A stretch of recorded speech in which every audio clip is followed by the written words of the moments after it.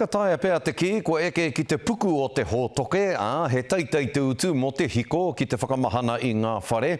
I rotorua, kua tahuri a ngā koeke o te papakainga o hine mutu ki tētahi hōtaka papa hiko hihi rā kia mahana ai rātou. He hōtaka tēnei e noho utu kore nei i tēnei wānei, anei rā a Moana Makapelu Li. He rā whakahirahira mo e nei kaumātua ki o hine mutu. Oh, absolutely. Oh, I'm wrapped.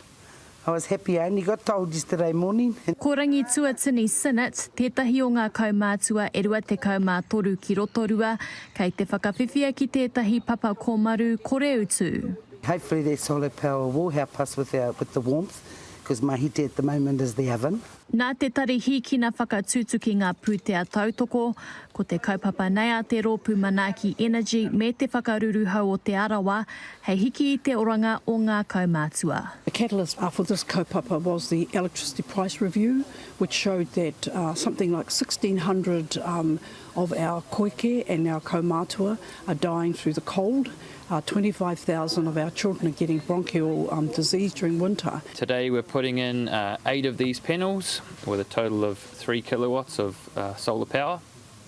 That'll feed into the house, and over the course of 12 months we'll work to reduce this whānau's power bill by about 50%. Nearly all of the families that we're dealing with are koike, they're elderly, they have multiple health issues right through the family.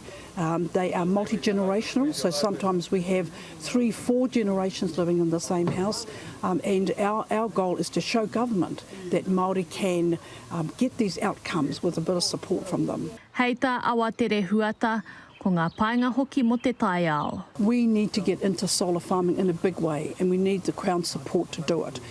Here in Te Arawa, we desperately need support to get our geothermal resource going.